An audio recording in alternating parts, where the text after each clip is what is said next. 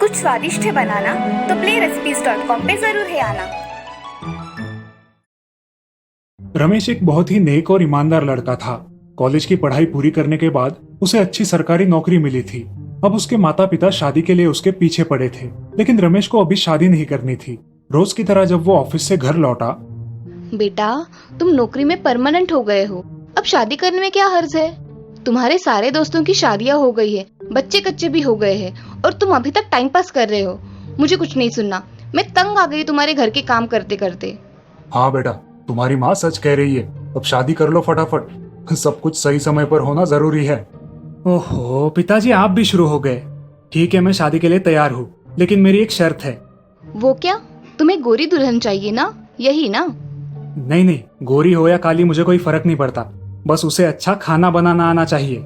आप ही लड़की ढूंढो, मुझे टाइम नहीं है। दूसरे ही दिन रमेश के माता पिता एक मैच मेकर से मिलते हैं। मैच मेकर उन्हें कुछ फोटो दिखाता है। एक लड़की माँ को पसंद आती है। अरे वाह, ये लड़की तो बहुत सुंदर है, सुशील भी लग रही है, रमेश को जरूर पसंद आएगी। पंडित जी, क्या इसे खाना बनाना आता है? खाना? आप जो बोलोगे वो बना के खिलाएगी। Veg, non veg, fish, mutton, paneer, पालक, सब कुछ एकदम होटल जैसा। अरे वाह, ये बहुत बढ़िया है। लड़की वालों से कहिए कि शादी की तैयारी करे, हमें ये रिश्ता मंजूर है। शादी के बाद हम दोनों 4 धाम यात्रा चले जाएंगे। और इस तरह रमेश और पूर्णिमा की शादी हो गई। अब रोज रमेश सुबह अपने ऑफिस के लिए निकलता और पूर्णिमा उसके लिए टिफिन बना के देती।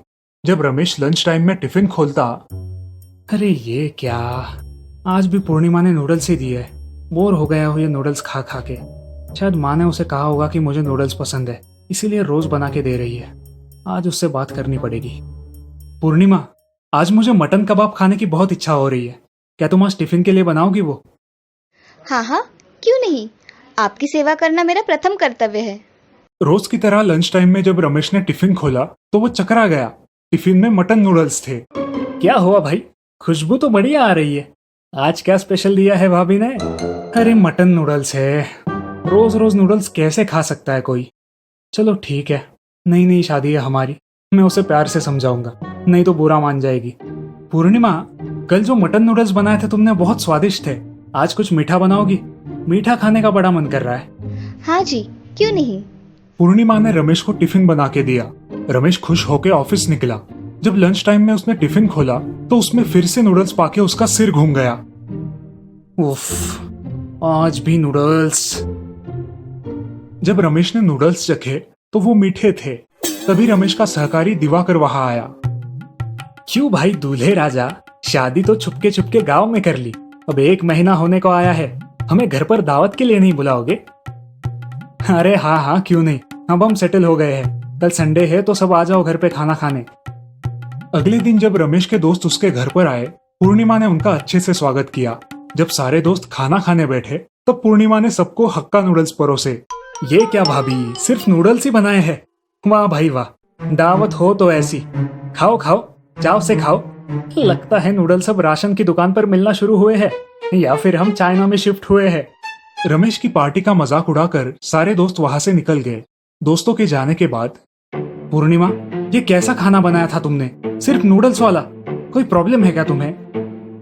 नहीं जी, प्रॉब्लम कुछ भी नहीं है, लेकिन क्योंकि मैं पढ़ाई के लिए अक्सर घर से बाहर बोर्डिंग में रही हूँ और घर वालों ने बाहर का खाना खाने के लिए मना किया था, इसकी वजह से सुबह शाम दोपहर सिर्फ नूडल्स बना के ही खाती थी। और ये बात शादी फिक्स होते समय मैच मेकर ने आपके माता पिता जी को बताई भी थी, उन्हें फिर भी ये रिश्ता मंजूर था। तभी गांव से रमेश की माँ का फोन आता है। हेलो रमेश बेटा, कैसे हो तुम दोनों? तुम खुश तो हो? बीवी अच्छा अच्छा खाना बना के खिला रही है ना, चिकन, मटन, पनीर। बड़े खुश नसीब हो बेटा, जो इतनी पाक कला निपुण पत्नी मिली है तुम्हें। हाँ हाँ बिल्कुल, उनके हाथों का खाना खा के तो मेरा वजन 5 किलो बढ़ा है। इतना लजीज खाना मैंने पूरी जिंदगी में नहीं खाया था। आप भी आइए, अपनी आंखों से देख लीजिए। पूर्णिमा, तुम बुरा मत मानना, लेकिन अगर तुम चाहो तो अच्छा खाना बना सकती हो। जब माँ यहाँ आएगी तुम उनसे सीख लेना, और तब तक। ऐसा कहकर रमेश ने उसे YouTube वाले रेसिपी वीडियोस दिखाए। पूर्णिमा बड़ी खुश हो गई। ओह, ये तो बहुत अच्छा सुझाव है, थैंक यू वेरी मच। मैं बहुत खुशनसीब हूँ जो मुझे आप जैसे समझदार पति मिले। कुछ ही दिनों में पूर्णिमा अच्छा स्वादिष्ट खाना बनाना सीख गई और अब दोनों हंसी खुशी अपना शादीशुदा जीवन बिताने लगे। तो देखा दोस्तों, कैसे रमेश ने अपनी पत्नी पूर्णिमा का साथ दिया। एक दूसरे के प्रति प्यार और सम्मान रखे तो कोई भी रिश्ता मुरझाता नहीं बल्कि खिल उठता है।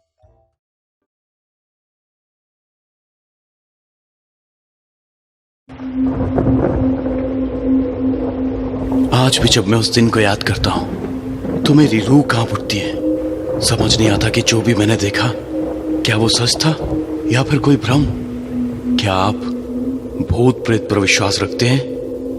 अगर 10 साल पहले यही सवाल आप मुझसे करते तो मेरा जवाब ना होता। मगर उस रात मैं अपने एक दोस्त की शादी को अटेंड करने गांव जा रहा था। बस कंडक्टर को जब मैंने गांव का नाम बताया वो थोड़ा चौंक सा गया और मेरी तरफ अजीब नजरों से देखने लगा। उसने मुझसे कहा कि यह गाड़ी उस रास्ते नहीं जाती क्योंकि बारिश की वजह से वो रास्ता बंद हो चुका है और अगले स्टॉप पर उतर के मुझे पैदल जाना पड़ेगा। मेरे पास और कोई रास्ता नहीं था, सो मैंने टिकट ले लिया। रास्ता बड़ा ही लंबा था, सो मैं थोड़ी देर के लिए सो गया। लगभग रात के 10 बजे गाड़ी उस स्टॉप पर पहुंची और मैं बस से उतरने लगा, लेकिन तभी बस कंडक्टर ने मुझे रोका। वो मुझे वहां पर ना उतरने की विनती करने लगा। उसके कहे अनुसार वो रास्ता बड़ा ही निर्जन था, लेकिन पहले ही मुझे बहुत देर हो चुकी थी, इसलिए कंडक्टर को धन्यवाद देते हुए मैं बस से नीचे उतर गया। मैंने मुड़कर देखा तो कंडक्टर अभी भी मेरी तरफ देख रहा था, मानो जैसे उसे मेरी बड़ी चिंता हो रही थी। बस निकल गई और उस सुनसान रास्ते में अकेला रह गया मैं। बस के जाने के बाद वो रास्ता और भी सुनसान लगने लगा। अंधेरा काफी घना था और मेरे पास टॉर्च भी नहीं थी, सो मैंने अपने मोबाइल की लाइट ऑन की और जंगल के रास्ते की ओर बढ़ गया। मैं थोड़ी दूर चला था कि अचानक बारिश शुरू हो गई। मैंने अपना छाता निकाला और मोबाइल की धुंधली सी रोशनी में आगे बढ़ने लगा, लेकिन अचानक मेरे मोबाइल की टॉर्च बंद होने लगी। मेरा मोबाइल स्विच ऑफ हो गया। रह रहकर मुझे कंडक्टर की बातें याद आ रही थी। मैं अपने आप को कोसने लगा, काश मैंने उसकी बात मान ली होती, लेकिन अब मेरे पास कोई चारा नहीं था। मैंने हिम्मत बांधी और आगे बढ़ने लगा। तभी किसी लड़की की आवाज मेरे कानों पर आई। क्या आप गांव की तरफ जा रहे हैं? वो लड़की बहुत ही सुंदर थी। उसके बाजू में एक बूढ़ा सा आदमी हाथ में लालटेन लिए हुए खड़ा था। मैंने उसकी आंखों में देखा और मैं एकदम सहम सा गया। उसकी आंखें मुझे बड़ी अजीब ढंग से घूर रही थी। चलो बाबूजी, साथ में चलते हैं। बिना कुछ कहे मैं उनके साथ चलने लगा। मुझे एक बात बड़ी अजीब लगी। इतनी बारिश हो रही थी लेकिन उनके पास छाता नहीं था। उस बूढ़े आदमी ने अपने पूरे बदन पर एक कंबल लपेट लिया था और वो लड़की तो बारिश में पूरी भीग चुकी थी। मैंने उसकी तरफ देखा। सच में वो बहुत ही सुंदर थी। जी आप चाहें तो मेरा छाता ले लीजिए। मैंने उस लड़की से गुजारिश की। जी नहीं, उसकी कोई जरूरत नहीं। और इतना कहकर वो मेरे पास आई और मेरे साथ एक ही छाते में चलने लगी। सच कहिए तो मुझे ये रात बड़ी अच्छी लगी थी, लेकिन जैसे ही छाता पकड़ने के लिए उसने मेरे हाथों को छुआ, मैं चौंक गया। क्या हुआ? उसने मुझसे पूछा। जी जी, वो आपके हाथ बहुत ही ठंडे थे। लड़की मुस्कुराई। जी हाँ, वो आज बारिश बहुत ज्यादा है ना, शायद इसलिए। उस खूबसूरत लड़की के साथ एक ही छाते में चलते हुए मैं रोमांचित हो रहा था। अब गांव नजदीक आ गया था। मुझे दूर से घरों में जलते टिमटिमाते हुए दियों की रोशनी नजर आ रही थी। मैं उस रास्ते से आगे बढ़ा, लेकिन मैंने देखा कि वो लड़की और वो बूढ़ा आदमी एकदम से रुक गए। क्या हुआ? आप रुके क्यों? मैंने उनसे पूछा। आप गांव में नहीं आने वाले? जी हम गांव नहीं आते, हमारा लॉज है यहाँ पर। कभी वक्त मिले तो आइएगा जरूर। उस लड़की के हाथों में छाता देके मैं आगे बढ़ा। अचानक मुझे याद आया कि मैंने उस लड़की का नाम तो पूछा ही नहीं। अपने आप को कोसता हुआ मैं पीछे मुड़ा और मेरे पांव तले जैसे जमीन खिसकी गई। वहां पे कोई भी नहीं था। मैं आंखें फाड़ फाड़ कर देखने की कोशिश करने लगा।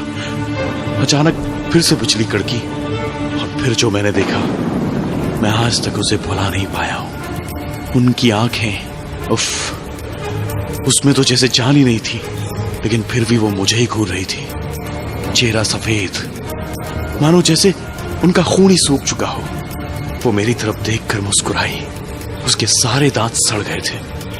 हमारा लॉज है यहाँ पर, कभी वक्त मिले तो आइएगा जरूर, मैं आपकी राह देखूंगी। उसकी आवाज मानो किसी कब्र से आ रही हो, इतनी भयानक थी। मेरे हाथ पांव कांपने लगे। मुझे उस कंडक्टर की बताई हुई बात याद आ गई। उसने मुझसे कहा था कि रास्ते में अगर कोई पुकारे तो रुकिएगा मत।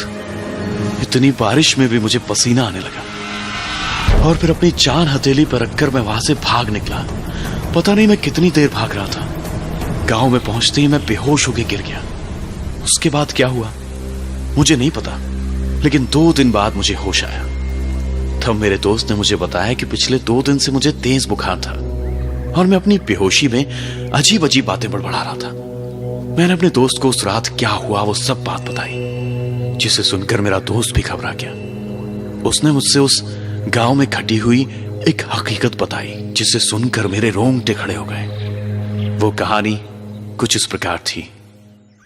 उसी गांव में एक लॉज था, जिसे एक बूढ़ा आदमी और उसकी नातिन दोनों मिलकर चलाया करते थे। कुछ साल पहले शहर से कोई लड़का उन दोनों के लॉज पर रहने के लिए आया था। वो दोनों एक दूसरे से प्यार करने लगे। लड़के ने लड़की से शादी का वादा किया और फिर वो शहर चला गया। वो लड़की उसकी लौटने की इंतजार की राह देखने लगी, मगर वो लड़का लौट कर कभी नहीं आया। गांव के लोग अब उस लड़की का मजाक उड़ाने लगे, उसे तंग करने लगे। उनका लॉज बंद हो गया। वो बूढ़ा आदमी और लड़की दोनों ही अब अकेले पड़ गए। लड़की का हाल तो बहुत ही बुरा था। वो पागलों जैसे बर्ताव करने लगी थी। उस बूढ़े से अपनी नातिन का यह हाल बर्दाश्त नहीं हुआ। एक रात को दोनों जंगल की तरफ निकल पड़े और एक पेड़ से लटककर उन दोनों ने आत्महत्या कर ली। उस तूफानी रात में मैं जिस लड़की और उस बूढ़े आदमी से मिला, ये वही लोग थे। आज भी जब मुझे वो तूफानी रात याद आती है तो मैं चैन से नहीं सो पाता। अब आप ही बताइए, उस रात जो भी मैंने देखा या फिर महसूस किया, वो सच था या फिर मेरा भ्रम? आपको क्या लगता है, क्या भूत प्रेत सच में होते हैं?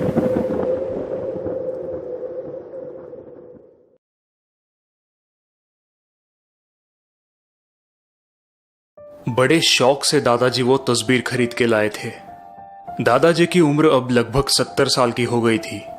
जब से उनकी पत्नी शारदा ये दुनिया छोड़ के चली गई थी, वो बहुत अकेलापन महसूस करने लगे थे।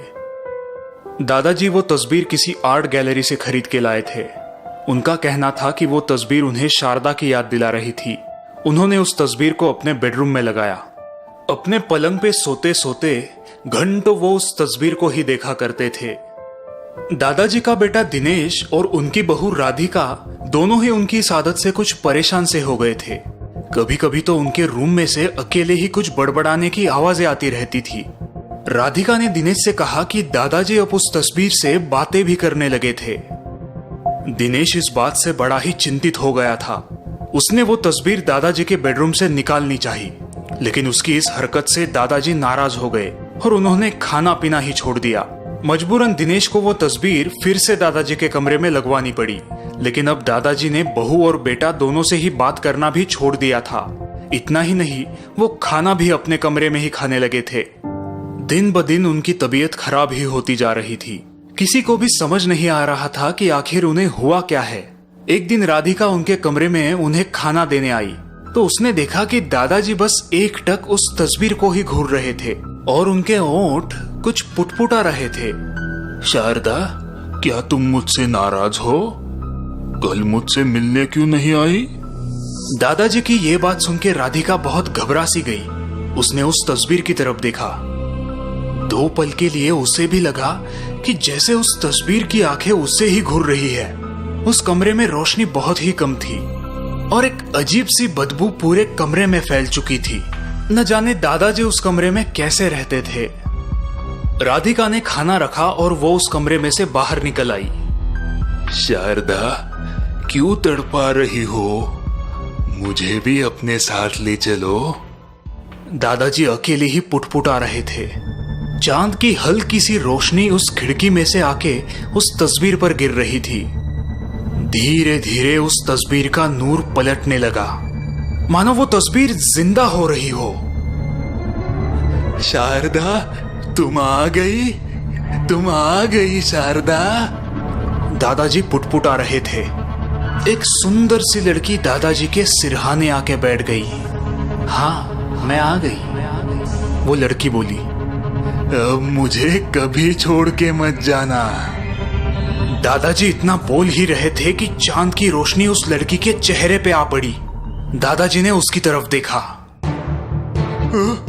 नहीं नहीं, कौन हो तुम?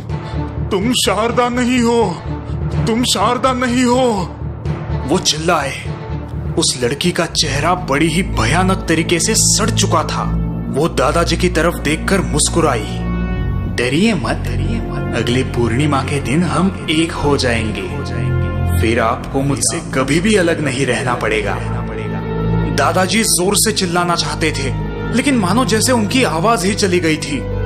उस लड़की ने धीरे से उनका माथा चूमा और मुस्कुराती हुई फिर से उस तस्वीर में गायब हो गई। दूसरे दिन जब राधिका दादाजी के कमरे में आई तो वो दादाजी का चेहरा देख जोरों से चिल्लाई। दिनेश दौड़ता हुआ कमरे में आया। उसने देखा कि दादाजी का चेहरा पूरा सूख चुका था, मानो जैसे किसी ने उनका खून ही चूस लिया हो। उनकी सांस तो चल रही थी, लेकिन उनकी आंखें सफेद पड़ गई थी और वो एकटक उस तस्वीर को ही घूरते जा रहे थे। लेकिन अब उनकी आंखों में वो प्यार, वो जज्बात नहीं था जो पहले दिखाई देता था। अब उस प्यार और जज्बात की जगह किसी खौफ ने ले ली थी। उनके ओठ सूख चुके थे। वो कुछ पुटपुटा रहे थे, लेकिन किसी को भी कुछ समझ नहीं आ रहा था। दादाजी, क्या आप कुछ कहना चाहते हैं? दिनेश उनकी बात समझने की कोशिश कर रहा था। पूर्णिमा, पूर्णिमा, अगली पूर्णिमा। दादाजी बोलने की कोशिश कर रहे थे, लेकिन शब्द उनके मुंह में से निकल ही नहीं रहे थे। वो अपने हाथ से उस तस्वीर की तरफ इशारा करने लगे, लेकिन दिनेश को उनकी बात समझ ही नहीं आ रही थी। दादाजी, हम वो तस्वीर वहां से नहीं निकालेंगे, आप चिंता मत कीजिए। हताश होकर दादाजी का हाथ बिस्तर पर गिर पड़ा। डॉक्टर ने दादाजी की पूरी जांच पड़ताल की, लेकिन उन्हें भी उनकी बीमारी का पता नहीं चल पा रहा था। दादाजी उस तस्वीर को वहां से हटाना चाहते थे, लेकिन किसी को भी उनकी बात समझ नहीं आ रही थी। आखिरकार पूर्णिमा का वो दिन आ ही गया। दादाजी सहम कर उस तस्वीर की तरफ देख रहे थे। जैसे ही चांद की रोशनी उस तस्वीर पे पड़ी, वो लड़की उस तस्वीर में से बाहर आने लगी।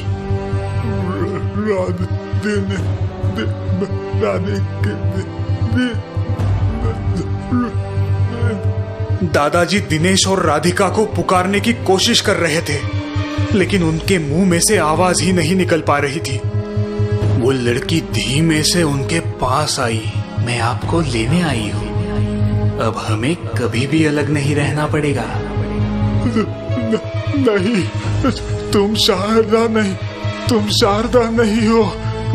मैं तुम्हारे साथ नहीं आना चाहता। दादाजी पुटपुटाने लगे। तुमने ठीक पहचाना, मैं शारदा नहीं कमला हूँ, वो लड़की बोल रही थी। एक चित्रकार मेरी तस्वीर बनाना चाहता था। मेरी तस्वीर बनाते बनाते वो मुझसे प्यार करने लगा और उसने मुझसे शादी करने की इच्छा दर्शाई, लेकिन जब मैंने इनकार किया तो उसने गुस्से में आकर मेरी कर दी और फिर मेरे ही रक्त से उसने इस तस्वीर के रंग भरे और बाद में खुद भी कर ली। तभी से मैं इस तस्वीर में रह रही हूँ। जिस दिन मेरी हुई वो दिन भी पूर्णिमा का ही दिन था। हर पूर्णिमा के दिन मुझे रक्त की प्यास लगती है। अब आओ, मेरी प्यास बुझाओ। इतना कहकर उस डायन ने अपना मुंह खोला। दादाजी के मुंह से एक हल्की सी चित्कार निकली और फिर सब कुछ शांत हो गया। दिनेश और राधिका को कभी भी इस बात का पता नहीं चल पाया कि आखिरकार दादाजी की मौत की असली वजह क्या थी। उन्होंने उस कमरे का सारा सामान कबाड़ खाने में बेच दिया, जिसमें वो तस्वीर भी थी। पता नहीं अब वो तस्वीर कहाँ पे है और किस घर की दीवार पर टंगी हुई है। कहीं वो तस्वीर आपके घर में तो नहीं है ना?